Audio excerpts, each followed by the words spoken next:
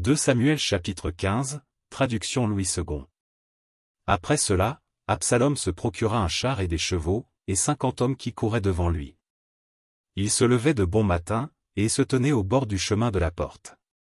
Et chaque fois qu'un homme ayant une contestation se rendait vers le roi pour obtenir un jugement, Absalom l'appelait, et disait, « De quelle ville es-tu » Lorsqu'il avait répondu, « Je suis d'une telle tribu d'Israël » Absalom lui disait, « Vois, ta cause est bonne et juste, mais personne de chez le roi ne t'écoutera. » Absalom disait, « Qui m'établira juge dans le pays ? Tout homme qui aurait une contestation et un procès viendrait à moi, et je lui ferai justice. » Et quand quelqu'un s'approchait pour se prosterner devant lui, il lui tendait la main, le saisissait et l'embrassait. Absalom agissait ainsi à l'égard de tous ceux d'Israël, qui se rendaient vers le roi pour demander justice. Et Absalom gagnait le cœur des gens d'Israël. Au bout de 40 ans, Absalom dit au roi, « Permets que j'aille à Hébron, pour accomplir le vœu que j'ai fait à l'Éternel.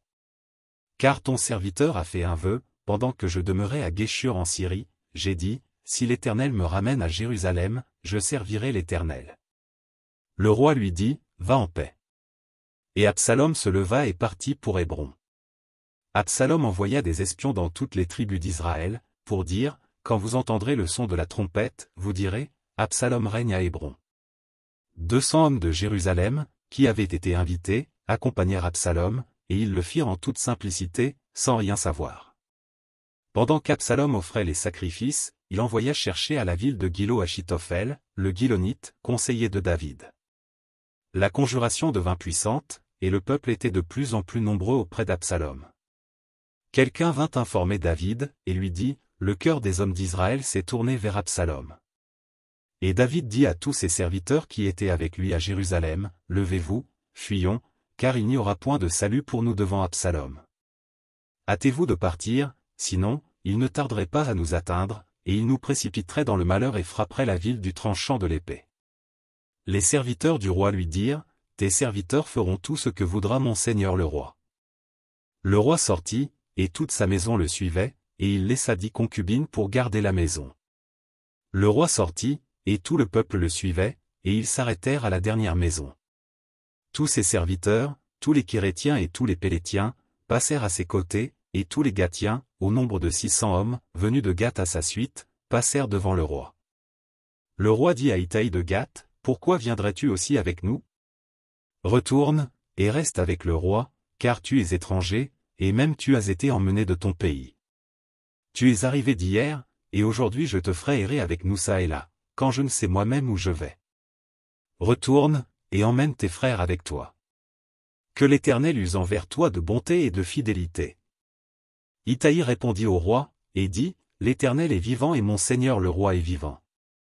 Au lieu où sera mon seigneur le roi, soit pour mourir, soit pour vivre, là aussi sera ton serviteur. » David dit alors à Itaï, « Va, passe. » Et Itaï de Gath passa, avec tous ses gens et tous les enfants qui étaient avec lui. Toute la contrée était en larmes et l'on poussait de grands cris, au passage de tout le peuple. Le roi passa le torrent de Cédron, et tout le peuple passa vis-à-vis du chemin qui mène au désert. Sadoc était aussi là, et avec lui tous les Lévites portant l'arche de l'alliance de Dieu, et ils posèrent l'arche de Dieu, et Abiathar montait, pendant que tout le peuple achevait de sortir de la ville. Le roi dit à Tsadoc, « Reporte l'arche de Dieu dans la ville.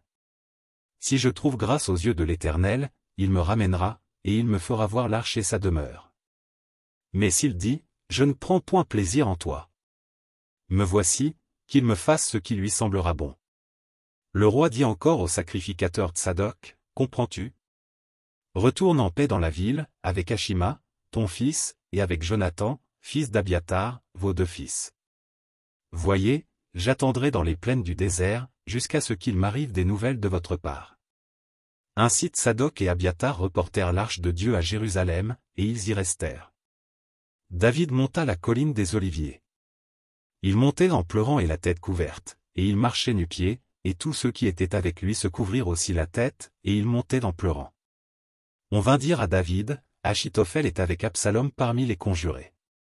Et David dit, Ô Éternel, réduis à néant les conseils d'Achitophel. Lorsque David fut arrivé au sommet, où il se prosterna devant Dieu, voici, Uscaï, l'Archien, vint au-devant de lui, la tunique déchirée et la tête couverte de terre. David lui dit, « Si tu viens avec moi, tu me seras à charge.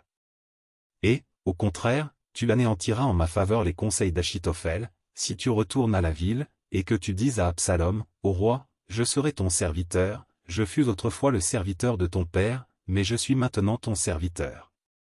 Les sacrificateurs Tsadok et Abiatar ne seront-ils pas là avec toi? Tout ce que tu apprendras de la maison du roi, tu le diras aux sacrificateurs Tsadok et Abiatar. Et comme ils ont là auprès d'eux leurs deux fils, Ashima, fils de Tsadok, et Jonathan, fils d'Abiatar, c'est par eux que vous me ferez savoir tout ce que vous aurez appris. » Huskaï, ami de David, retourna donc à la ville. Et Absalom entra dans Jérusalem.